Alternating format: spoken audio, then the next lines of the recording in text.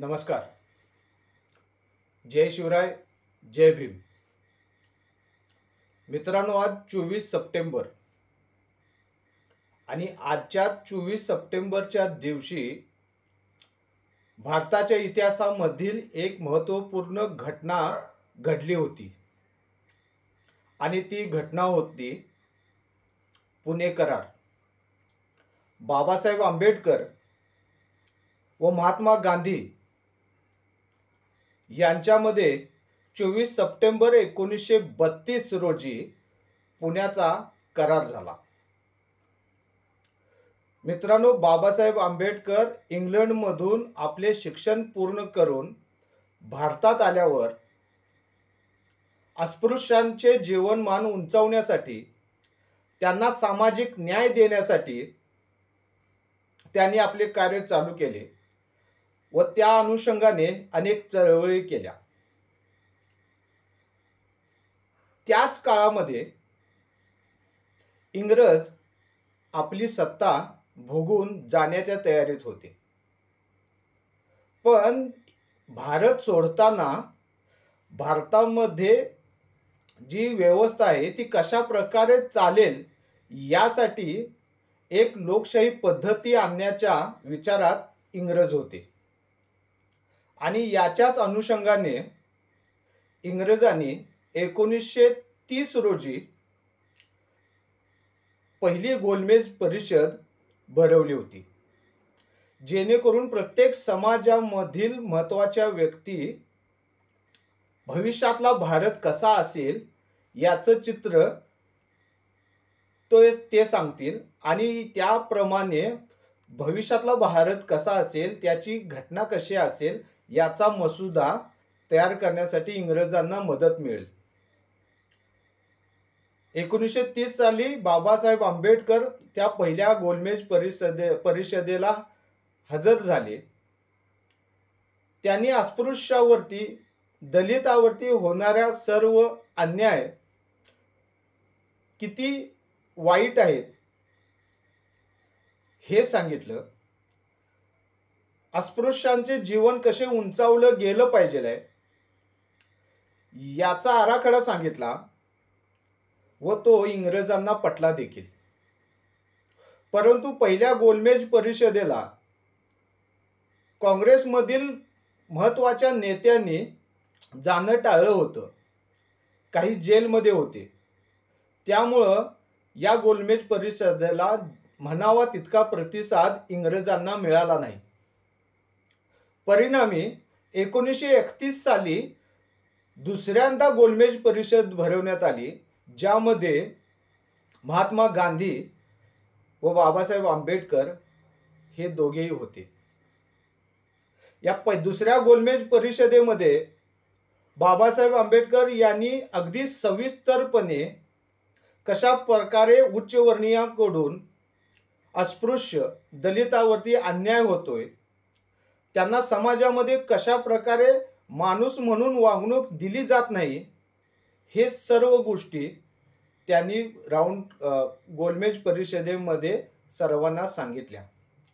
व यावरती उपाय म्हणून जोपर्यंत अस्पृश्यांना स्वतंत्र मतदारसंघ दिला जात नाही, जोपर्यंत स्वतंत्र मतदारसंघातून निवडून आलेला उमेदवार, अस्पृश्य उमेदवार, हा त्यांचे कष्ट, हा त्यांच्या वेदना समजून घेणारा जो पुढे येईल, तो अस्पृश्यासाठी चांगले कायदे बनवेल, त्यांच्यासाठी राजकीय निर्णय घेईल, ही भावना आंबेडकर यांची होती. परंतु अस्पृश्य यांना मुस्लिम व शीख यांच्याप्रमाणे स्वतंत्र मतदारसंघ दिला तर हिंदूमधील अस्पृश्य आणि हिंदू यामध्ये दोन विभागणी होईल आणि ही विभागणी महात्मा गांधी यांना मान्य नव्हती. महात्मा गांधी म्हणत होते की सुरुवातीला आपण स्वातंत्र्य घेऊया, मिळालेल्या स्वातंत्र्य मिळाल्यानंतर अस्पृश्यासाठी आपण कशा प्रकारे नवीन नवीन योजना आणू शकतो, नवीन कायदे कशा प्रकारे करू शकतो हे आपण ठरवू. परंतु बाबासाहेब आंबेडकर यांना माहिती होतं की काँग्रेस कितीही पुरोगामीपणाचा विचार कर्त्याला दाखवत असेल तरी ते मुळात पुरोगामी नव्हते आणि हा अस्पृश्यवरती होणारा जो अन्याय आहे तो इंग्रज गेल्यावरती सुद्धा त्यांना सोसावा लागणार आहे. त्यामुळं अस्पृश्यावरती होणाऱ्या अन्यायाचा प्रभाव कमी करण्यासाठी स्वतंत्र मतदारसंघ हाच अंतिम पर्याय आहे असे बाबासाहेब नेहमी म्हणत. रॅमसे मॅकडोनाल्ड हे या गोलमेज परिषदेचे अध्यक्ष होते. त्यांनी दोन्हीकडच्या बाजू ऐकून घेतल्या व आपला निर्णय राखून ठेवला.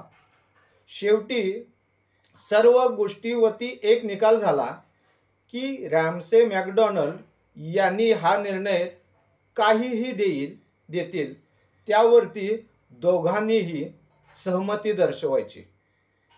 काही दिवसानंतर रॅमसे मॅकडोनाल्ड यांनी आपला निकाल सांगितला, ज्यामध्ये बाबासाहेब आंबेडकर यांनी सांगितल्याप्रमाणे स्वतंत्र मतदारसंघाची त्यांनी मागणी मान्य केली व कम्युन्युअल अवॉर्ड त्याला घोषित केलं.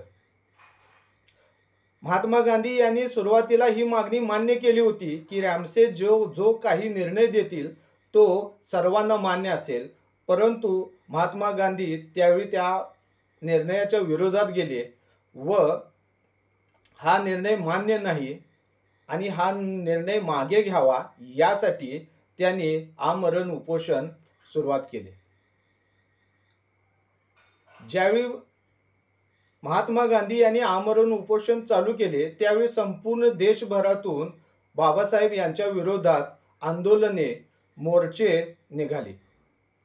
बाबासाहेब यांच्यावरती अनेक प्रकारे दबाव आला आणि या दबावामुळे अखेर बाबासाहेबांनी आपल्या मागण्या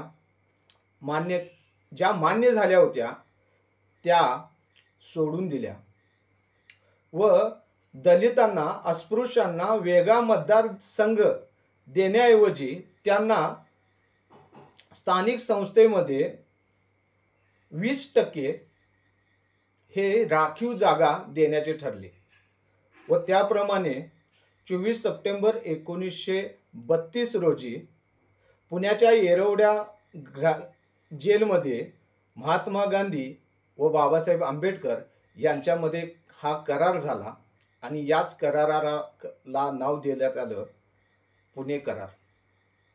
मित्रांनो, बाबासाहेब आंबेडकर यांनी ज्या प्रकारे विचार केला होता, जर त्याप्रमाणे स्वतंत्र मतदारसंघ मिळाला असता तर प्रत्येक मतदारसंघामधून एक स्वतंत्रपणे उमेदवार, राजकीय उमेदवार मिळाला असता जो अस्पृश्य असेल, जो अस्पृश्यांनी निवडून दिलेला असेल, त्याला त्या अस्पृश्य समाजाबद्दल जाणीव असेल आणि हा उमेदवार नक्कीच आपल्या अस्पृश्य बांधवांसाठी चांगले निर्णय घेण्यासाठी काम केला असेल. आज राखीव मतदारसंघामध्ये जे दलित, जे अस्पृश्य उमेदवार निवडून येतात त्यांना निवडून आणण्यासाठी इतर लोकही मतदान करत असतात. परिणामी जो निवडून आलेला उमेदवार असतो तो आपल्या पूर्ण ताकदीनिशी आपल्या अस्पृश्य समाजासाठी, दलित समाजासाठी म्हणायला पाहिजे तितक्या योग्य प्रकारे काम करू शकत नाही आणि हाच विचार बाबासाहेब आंबेडकर यांचा होता. परंतु बाबासाहेब आंबेडकरांना एक पाऊल मागे घ्यावं लागलं. ते मागे आले आणि